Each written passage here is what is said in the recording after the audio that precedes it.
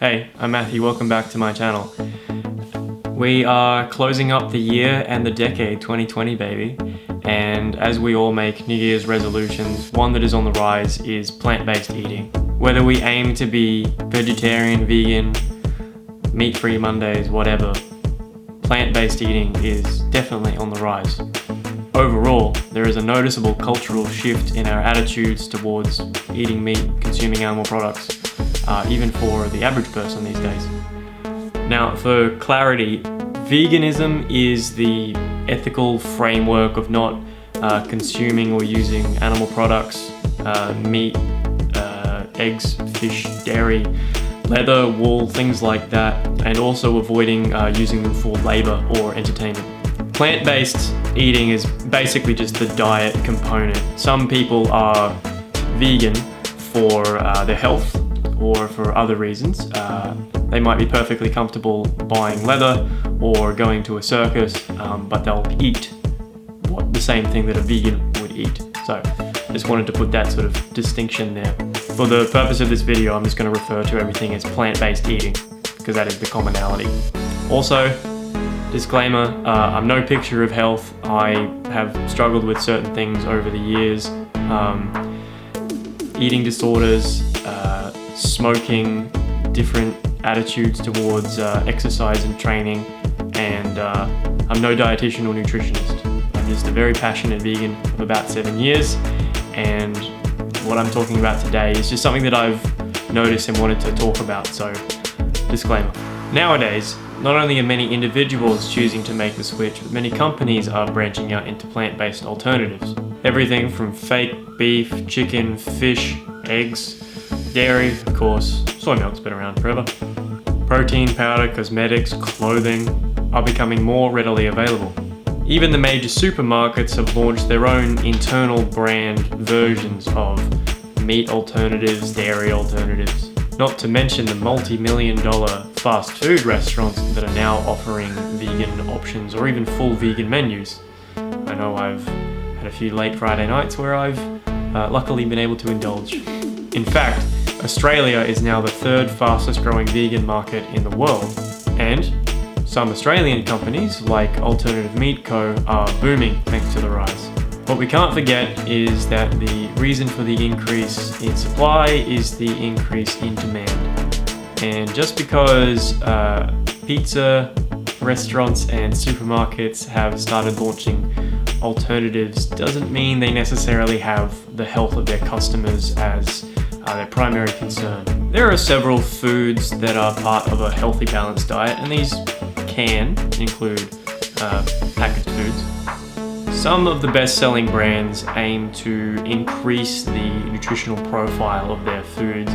Maybe they're trying to increase the amount of protein, fortify them with vitamins and minerals, use as many whole foods as they can as their ingredients. And we even have the time-tested classics, the traditional foods like tofu and tempeh. However, other brands are just aiming to tap into the market. I'm going to share a loose guideline of how I think about and approach packaged foods now that I have such a vast access to all these mock meats and plant-based alternatives to what I used to just forego as a vegan. I would put them in three loose-ish categories. One, whole foods. Vegetables, fruits, beans, nuts, seeds, spices, basically things that are as they are in nature as closely as they can be. Two, semi-processed foods or lightly processed foods, things like plant-based milks, tofu, tempeh, tinned tomatoes, some curry pastes and sauces. It gets a bit murky there. Textured vegetable protein, bread, pasta, and some oils. That's a kind of middle area. And then three would be very processed or heavily processed foods. This is going to include a lot of these mock meats, these fake cheeses and things, and essentially all the other straight up vegan junk food. Now, as I said, this is a loose categorization. Some of those in category 3 are healthier, but overall, you're probably still better off eating as many whole foods as possible. Most of this is pretty obvious as a rule of thumb, but the more processed that something is, generally, the less healthy it is. Additives, fillers, salt, sugar, oil, unnecessary things are used sometimes to create the look or the feel of whatever it's trying to imitate, or to bulk up the volume of the alternative, as well as just the fact that these foods are potentially also very high calorie. If you are watching your overall caloric intake, or your sugar intake, or your salt intake, anything like that, there's still processed foods, and therefore something to consider. The good thing about packaged foods is that they have to write this information on them, so at least you can read it instead of going on MyFitnessPal and looking it up. Also, just like gluten-free, vegan or plant-based is now a really common buzzword in marketing for things that either already were or are being used as a way to entice people towards things that are being portrayed as healthy or healthier, when really depends item to item. So again, just because something is vegan doesn't necessarily mean that it's healthy. So it might simply be used as a marketing tool. So just keep an eye on that. Now we have to check the nutritional profile of the foods we eat to some degree, as well as our overall caloric intake for the average person, as well as people with other dietary needs. There are anorexic, obese, average, bodybuilder, athlete, vegans, or people on plant-based diets, because there is no one plant-based diet. The only common factor is that there are no animal products being consumed. You can eat French fries, you can eat salads, so the common thing is that there's no animal products in them, but it doesn't necessarily mean that it's healthy, which is where people could fall into the trap, either as new vegans or long-term vegans of it's fine, it's vegan, it's healthy. Depends what's in it. It's important to be vigilant, as in Australia, the prevalence of obesity has increased from 1 in 5, 19%, to 1 in 3, 31% since 1995. Obesity kills. For me, I aim to eat mostly whole foods, some semi-processed foods, and less highly processed foods and fast food as possible. Again, not perfect. I don't mind a takeaway pizza with some vegan cheese on it now that they sell that. How cool is that? So my diet is loose, but some personal guidelines or things that I do specifically are: I try to eat the rainbow with fruit and veg. This is a concept you may have heard. Trying to eat fruit and vegetables of different colors because of the phytochemicals, phytonutrients in them, as well as variety, and not getting bored with what you eat. Eat as much protein as is reasonable. I think that whether you're vegan or not, obsessing over protein is just another thing that is potentially psychologically unhealthy for what you're doing. Really depends on what your goals are, really depends on how much you actually eat. So for me, I try to eat protein with every meal.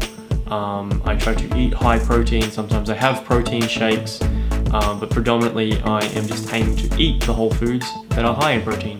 Beans, legumes, and tofu, tempeh, things like that. Choose plant milks, sauces, anything like that is higher protein, soy milk and things like that. You can choose ones that, if you look at the nutritional information of per 100 ml, 100 gram, sort of see how much protein they have, but also in general trying to avoid anything with added sugar. I mainly use tofu and textured vegetable protein as my mock meats if I want something like that. They are high in protein, they are fairly healthy, and with a little bit of spice or sauce or something, they can go from bland to really nice really easily. They're not that expensive either. They're not I think they are on par as my source of protein with other whole foods, beans and legumes, but I enjoy cooking with them. I don't add sugar to anything. As much as I can help it. I don't add it to my drinks, my coffee and tea, and I will choose, as I said before, with my plant milks, anything that's unsweetened. Also keep an eye on this for things like peanut butter, spreads, even bread. weirdly, if you can buy your bread from maybe even a bakery, just keep an eye on sugar. Similarly, I try to eat whole grain pasta, which one has more fiber and protein in it, but it just feels better when I eat it. Same thing with bread. When I eat bread, I try to choose whole grain, wholemeal bread, preferably ones with nuts and seeds in them, things like that, dark bread. And when I eat rice, which is all the time, I pretty much only eat brown rice. Now, I'm not going to speak on the nutritional quality of white rice or brown rice. That would probably be the job of an actual dietitian or nutritionist. I just like brown rice more. It also fills me up because it's got so much dang fiber in it.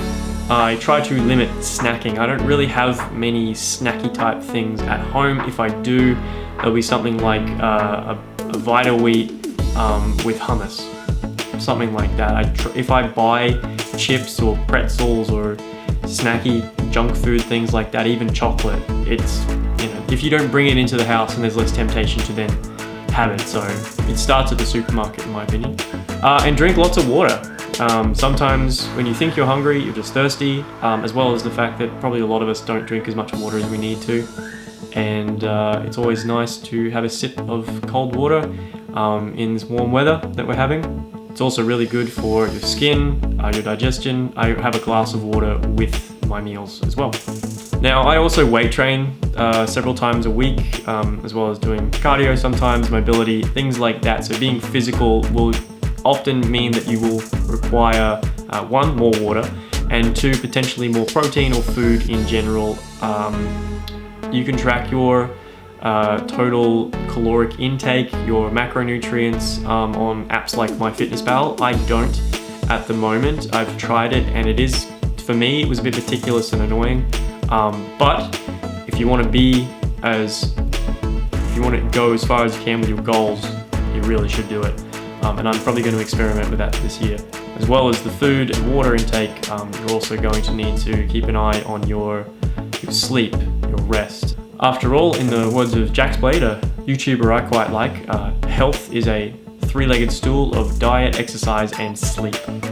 Overall, I just want to encourage anyone that is trying to eat less meat, whether you're trying to go vegetarian, vegan, or just reduce your intake. I'm really excited about the meat-free future that we have coming up, and people trying to make an impact on their health, on the environment, and sparing these animals of torture and exploitation for their flesh.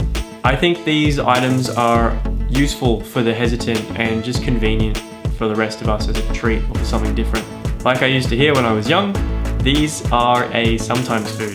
Part of the reason that plant-based eating can be so healthy, and quite frankly, part of the reason that things like paleo and keto works for some people, is the move away from these processed and packaged foods. And we don't want to undercut the nutritional value of our diet with these foods purely for convenience. As a general rule of thumb, eat mostly plants and a variety of them. Be mindful of what you eat and how much and when, and limit processed foods to an extent. If you want to learn more, I would suggest a few YouTube channels. I would suggest Pick Up Lines. She is a vegan dietitian. She also makes some of the most beautiful videos I've seen online. I would recommend John Venus. He is a bodybuilder, vegan, and it goes to show how you can be a vegan bodybuilder. He's really useful for things like meal prep and protein count, macronutrients, stuff like that. As well as Michael, I'm going to say his name wrong, Michael Gerger, who has a channel called nutritionfacts.org. He has written a book called How Not to Die. And I would also recommend reading Food Rules by Michael Pollan.